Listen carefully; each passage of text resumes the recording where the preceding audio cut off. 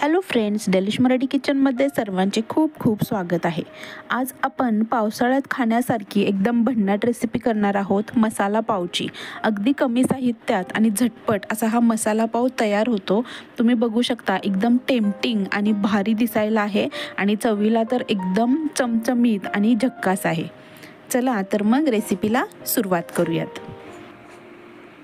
तर बघा, इथं मी अर्धी वाटी शिमला मिरची घेतलेली आहे, बारीक कट करून घेतलेली आहे।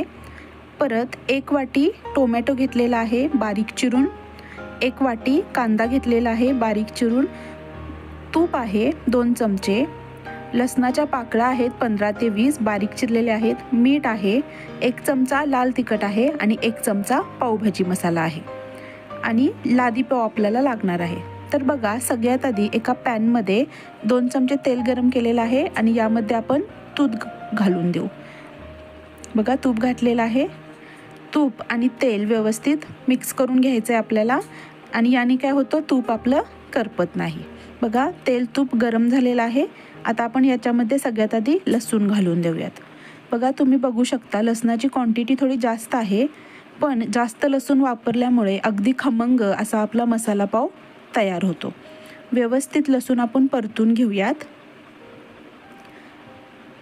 लसूण आपण व्यवस्थित परतून घेतलेला आहे। आता आपण याच्यामध्ये बारीक चिरलेला कांदा घालून देऊयात। कांदाही आपल्याला अगदी व्यवस्थित शिजेपर्यंत परतून घ्यायचा आहे। बघा, कांदा पटकन मऊ पडण्यासाठी आपण याच्यामध्ये मीठ घालून घेऊयात।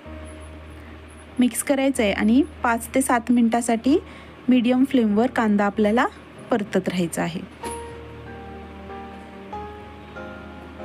कांद्याचा पूर्ण कच्चेपणा जाईपर्यंत आपल्याला हा कांदा परतून घ्यायचा आहे। बघू शकता, कांदा आपला अगदी व्यवस्थित गिर असा भाजला गेलेला आहे। आता आपण याच्यामध्ये शिमला मिरची घालून देऊ। शिमला मिरचा फ्लेवर जर आवडत नसेल तर तुम्ही क्वांटिटी तुमच्या आवडीप्रमाणे कमी जास्त करू शकता।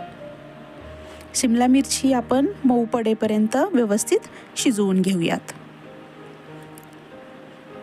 बघा, झटपट आणि 5-10 मिनिटांमध्ये आपला हा मसाला पाव तयार होतो। बघा, शिमला मिरची आपली शिजली गेलेली आहे, तुम्ही बघू शकता। आता आपण याच्यामध्ये बारीक केलेला टोमॅटो घालून देऊयात। टोमॅटो ही आपण व्यवस्थित शिजेपर्यंत परतून घेणार आहोत। बघा, टोमॅटो ही व्यवस्थित भाजला गेलेला आहे। स्पॅच्युलाने मॅश केल्यावर व्यवस्थित हा मसाला मॅश होत आहे।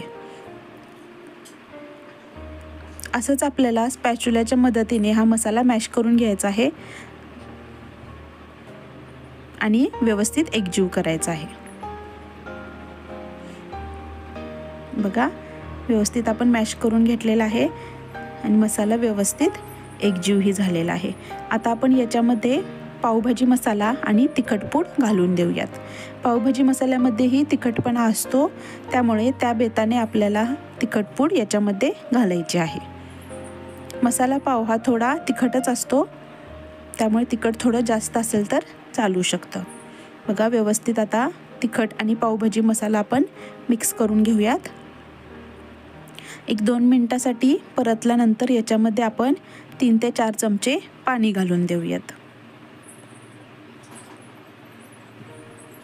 बघा, थोडंसं अगदी आपण याच्यामध्ये पाणी घालून घेतलेलं आहे।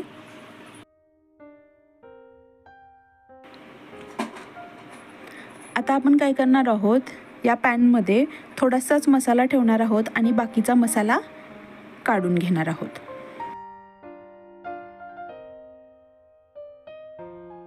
व्यवस्थित आपला मसाला पावचा मसाला तयार झालेला आहे। बघा, मसाला काढून घेतलेला आहे आणि अगदी थोडासा मसाला इथं ठेवलेला आहे आणि याच्यामध्ये आपण लादी पाव कट करून घालणार आहोत।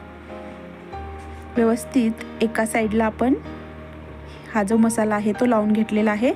आता पलटून घेऊयात आणि व्यवस्थित दोन्ही बाजूने कुरकुरीत होईपर्यंत हा पाव आपण शेकून घेऊयात। बघा, एक साईड झालेली आहे, आता दुसऱ्या साईडनेही आपण हे कुरकुरीत शेकून घेऊयात।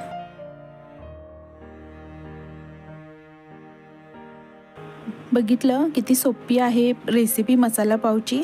बाहेर पाऊस पडत असताना मस्त असा हा कुरकुरीत मसाला पाव खायला मिळाला तर किती मज्जा येईल बघा. असा आपला हा मसाला पाव रेडी आहे. फ्रेंड्स, माझे चॅनल नवीन आहे, रेसिपी आवडली असेल तर प्लीज लाईक करा, शेअर करा आणि सबस्क्राईब करायला तर अजिबात विसरू नका. आणि या पावसाळ्यामध्ये ही रेसिपी नक्की ट्राय करा आणि मला कमेंटमध्ये सांगा की मसाला पाव कसा झाला. माझी ही रेसिपी बघितल्याबद्दल थँक्यू सो मच.